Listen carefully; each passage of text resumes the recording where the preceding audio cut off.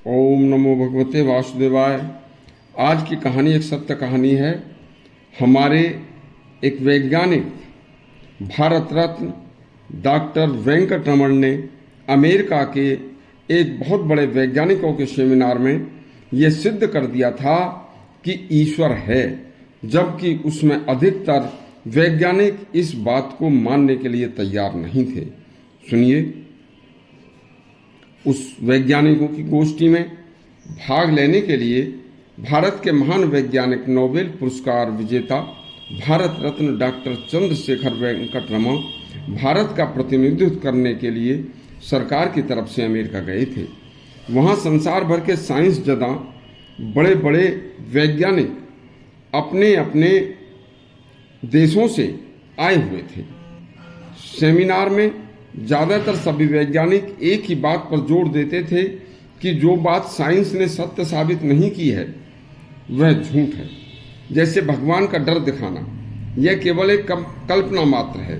भगवान नाम की कोई चीज़ साइंस ने अभी तक सिद्ध नहीं की है, तो इसलिए जो लोग मरते हैं, मरने के बाद परलोक में क्या होगा, वह होगा, यह होगा, ये सब बातें काल्पनिक हैं और साइंस के आविष्कारों के विपरीत हैं। दुनिया न जाने कब से चली आ रही है। कोई बता दे परलोक क्या है, कैसा है, किसने देखा है।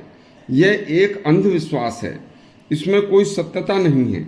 सभी वैज्ञानिक इन बातों का समर्थन कर रहे थे। जिस कैंपस में सभी वैज्ञानिक रुके हुए थे, उसी कैंपस में भारत के महान वैज्ञानिक वेंकटरमण भी रुके हुए थे। वेंकटरमण प्रतिदिन सुबह 4 बजे भोर में उठते, ब्रह्ममुहूर्त में उठकर सभी नित्य क्रिया के बाद आधा घंटे तक अलग एकांत में बैठकर भगवान का भजन किया करते थे। उसके बाद सबसे पहले सेमिनार में पहुंच जाते थे। यह सब कार्य सभी वैज्ञानिक देखते थे और डॉक्टर रमण का बाद में उपहास उड़ाते थे। जब वेंकटरमण का नंबर आया अपनी बात कहने का, तो वेंकटरमण ने स्टेज पर आकर कहा, ओम परमात्मने नमः कहकर कहा कि हे शुद्ध बुद्धि, प्रखर साइंस की खोज करने वाले महान विद्वानों, आप सभी की खोजों को, मैं आपके साहसिक कार्यों को मैं हृदय से प्रणाम करता हूँ। आप सभी महानुभावों से मैं एक प्रश्न पूछना चाहता हूँ कि पृथ्वी पर अनेक प्रकार के अलग अलग शक्ल सूरत के जीव असंख्य मात्रा में कैसे पैदा हुए, तथा पृथ्वी पर जन्म लेने वाले हर छोटे से लेकर बड़े जीव सभी की आयु भी निश्चित है। इसी तरह पृथ्वी पर असंख्य लाखों प्रकार की वनस्पति अलग अलग रंग रूप अपने अपने अलग अलग स्वाद के साथ मीठी, खट्टी, कड़वी, फीकी कैसे पैदा हुई। पृथ्वी पर हर वनस्पति के फल, फूल, पत्ते, तने सबका रंग अलग अलग अनेक प्रकार के बड़े बड़े करीने से भरा हुआ है, और यह कैसे हुआ जो कि कभी फीका भी नहीं पड़ता। अमिट रंग कहाँ से आए। एक व्यक्ति अति सुविधा संपन्न घर में, एक व्यक्ति अति गरीब दीनहीन परिवार में कैसे जन्मा। एक जीव कुत्ता, बिल्ली, सांप, बिच्छू, मकड़ी, चमगादड़ कैसे बना। उसकी भी मनुष्य जैसी ही इच्छाएं होती हैं, भोजन करता है और बच्चे पैदा करता है और इसी तरह के सारे कार्य करता है और जीवन भर भूखे प्यासे मर मर कर जीवन काटता है।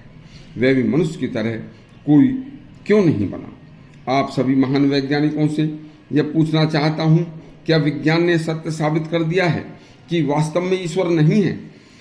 तो क्या विज्ञान ने यह सत्य सिद्ध कर दिया है कि मृत्यु के बाद कुछ नहीं बचता, कुछ नहीं होता? नास्तिक वैज्ञानिकों ने सबने एक बात पर कहा कि यह सब अनिश्चित है, प्रमाणित नहीं है कि कोई ईश्वर नाम की चीज है या नहीं। मृत्यु के बाद का सब कुछ अनिश्चित है।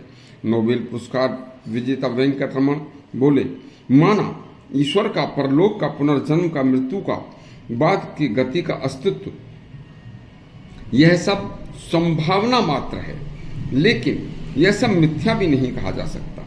कल्पना करो, यदि यह सब सत्य हुआ तो बिना दैनिक नियम और ईश्वर के विश्वास के बिना परलोक में दुर्गति हुई तो क्या होगा। आप बताएं, सूर्य की उत्पत्ति कैसे हुई? इस सूर्य से पहले क्या था? चंद्रमा से पहले क्या था? पृथ्वी की उत्पत्ति कैसे हुई? इस पृथ्वी से पहले यहाँ जीवन नहीं था तो क्या था, और ये इसकी उत्पत्ति क्यों हुई, किसने की। देखिए, इसे समृद्ध किसने बनाया, सभी गैसों की उत्पत्ति कैसे हुई।